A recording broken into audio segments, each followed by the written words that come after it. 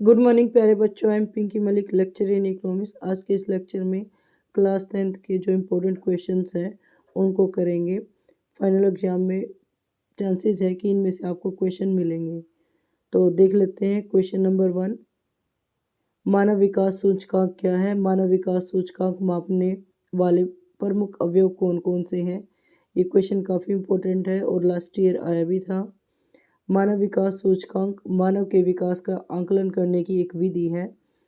संयुक्त राष्ट्र विकास कार्यक्रम ने सबसे पहले अपनी रिपोर्ट में, जो रिपोर्ट का नाम था वो मानव विकास रिपोर्ट था, उसमें मानव विकास सूचकांक का पहली बार 1990 में प्रयोग किया था। मानव विकास सूचकांक के जो अवयव हैं वो निम्नलिखित हैं। पहला, प्रति व्यक्ति आय।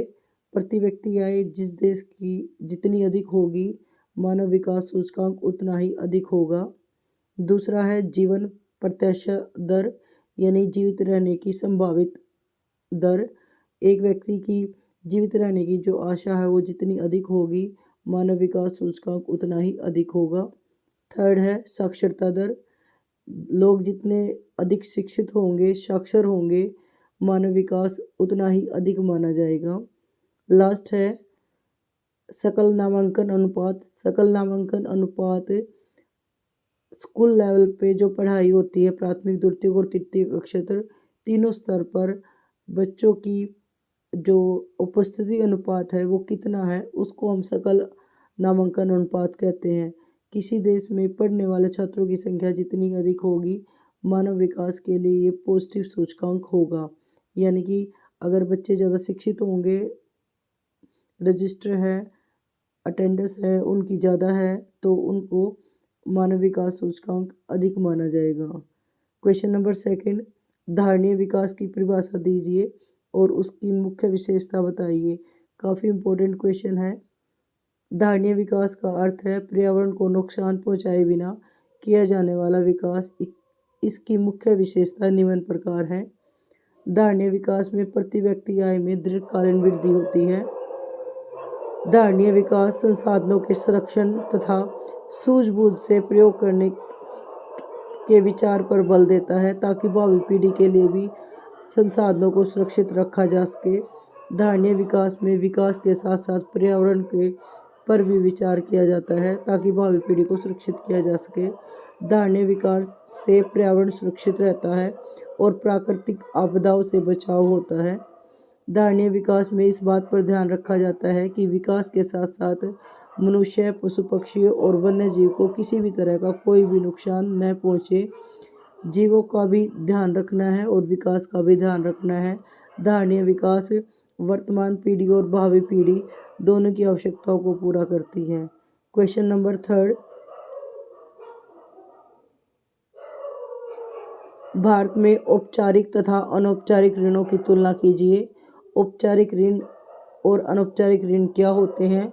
औपचारिक ऋण आरबीआई के कंट्रोल में होते हैं, जबकि जो अनौपचारिक ऋण है वो किसी मित्र या साहूकार द्वारा जब हम ऋण लेते हैं, यानी कि लोन लेते हैं, तो उसे हम अनौपचारिक ऋण कहते हैं। तो जो औपचारिक ऋण है उस पर आरबीआई का नियंत्रण होता है, कंट्रोल होता है।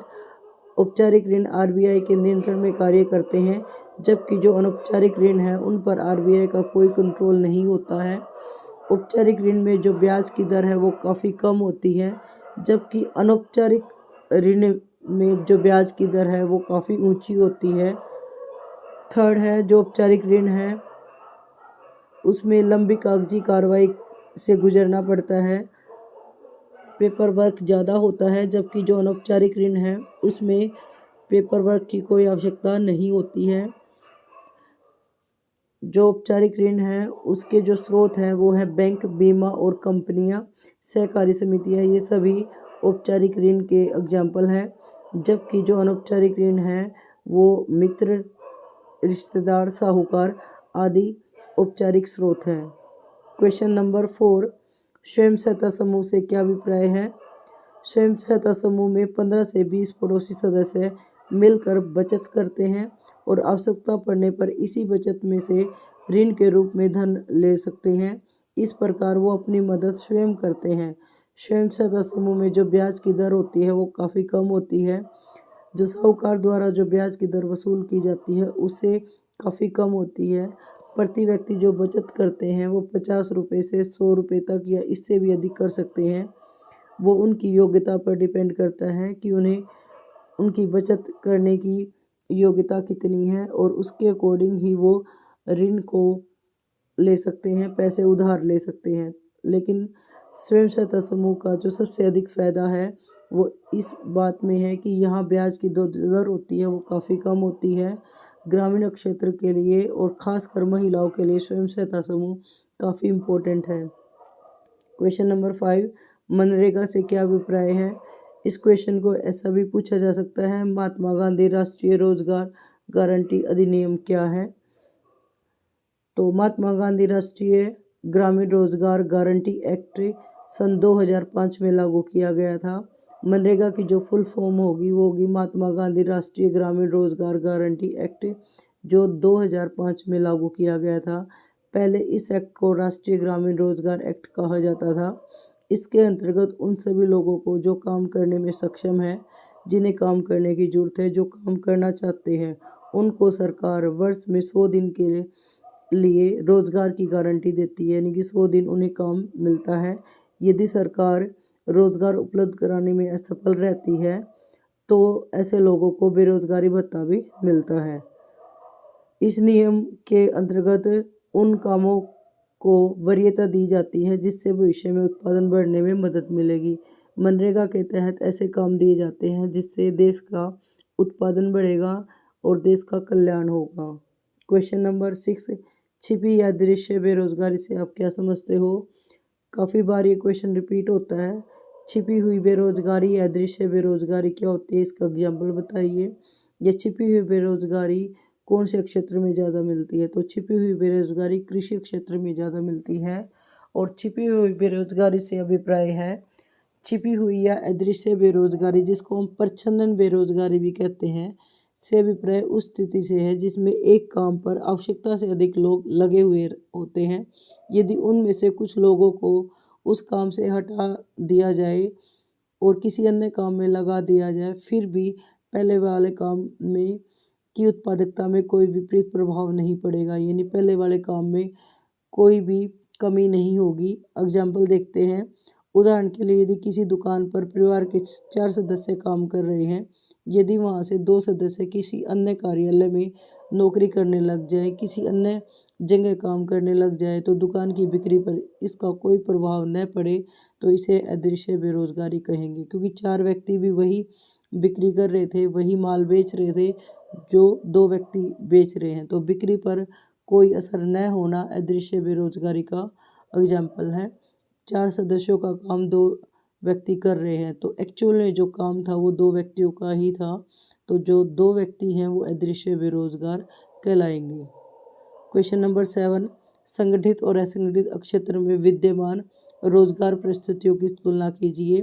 पहले हमें ये समझ लेना चाहिए संगठित क्षेत्र और असंगठित क्षेत्र क्या होते हैं।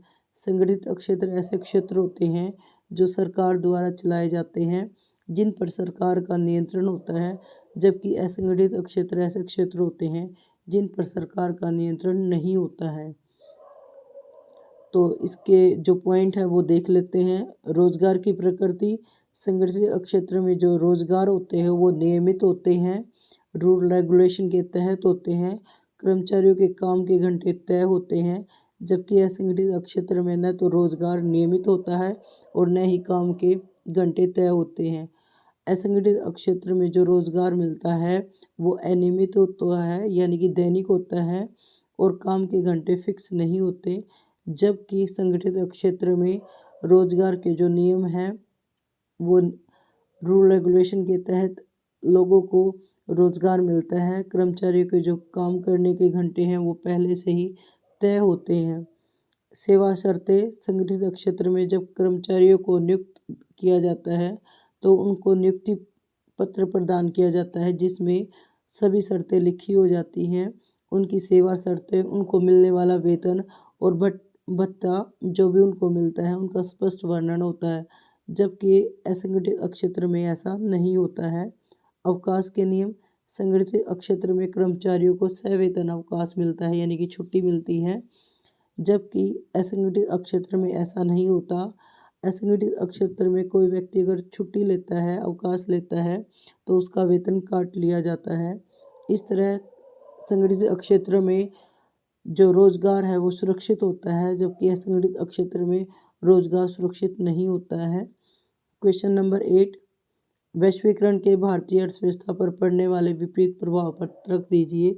यानी वैश्वीकरण के जो नेगेटिव इफेक्ट है, नकारात्मक प्रभाव है भारतीय अर्थव्यवस्था पर, वो क्या थे, उनको एक्सप्लेन कीजिए। वैश्वीकरण का छोटे उत्पादकों पर बुरा प्रभाव पड़ा है। बड़ी कंपनियों से वो कंपटीशन नहीं कर सकते। बड़ी कंपनियों से प्रतिस्पर्धा न करने के कारण वो से जो छोटे उत्पादक हैं उन्होंने उत्पादन करना बंद कर दिया है। वैश्वीकरण के कारण श्रम कानून में लचीलापन आया है, जिससे श्रमिकों के जीवन पर विपरीत असर पड़ा है। वैश्वीकरण के फलस्वरूप श्रमिकों के जो रोजगार है वो अनिश्चित हो गए हैं। वैश्वीकरण से प्राप्त होने वाले अवसरों का सही लाभ शिक्षित, कुशल और धनी व्यक्तियों को ही मिला है।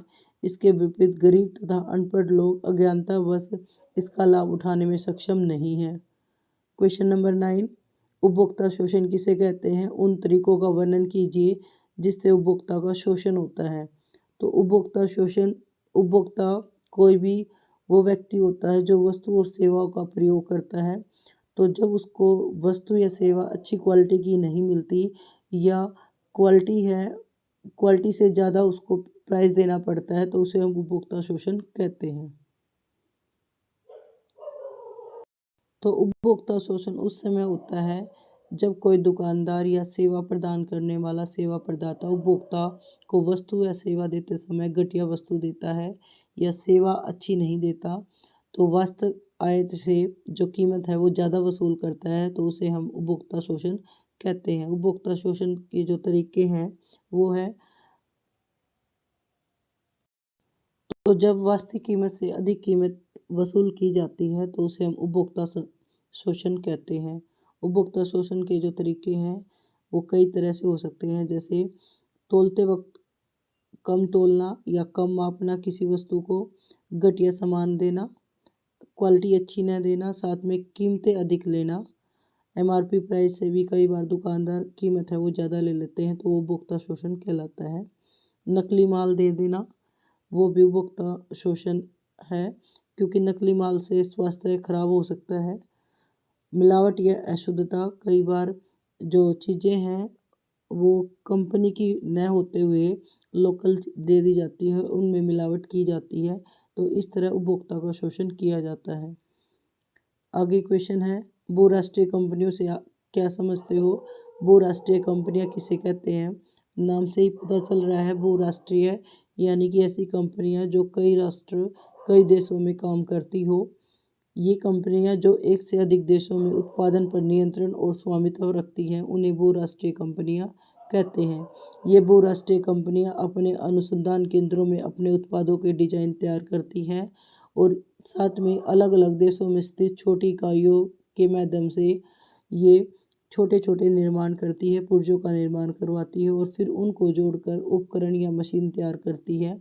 कंपनियों द्वारा उत्पादित इन वस्तुओं को अपने ब्रांड का नाम देकर विभिन्न देशों में स्थित अपने कॉल सेंटरों के माध्यम से उनकी बिक्री का संचालन करती है। इस प्रकार बहुराष्ट्रीय कंपनियां अपने उत्पाद और उत्पादन पर नियंत्रण स्थापित करती हैं। तो बहुराष्ट्रीय कंपनियां ऐसी कंपनियां हैं जो किसी एक देश में स्थित न होकर कई देशों में अपना व्यापार करती हैं, अपने प्रोडक्ट को बेचती हैं। आज के इस लेक्चर में हमने इकोनॉमिक्स के 10 मोस्ट इम्पोर्टेंट क्वेश्चंस को करा। आज के लिए इतना ही। धन्यवाद। Thanks for watching.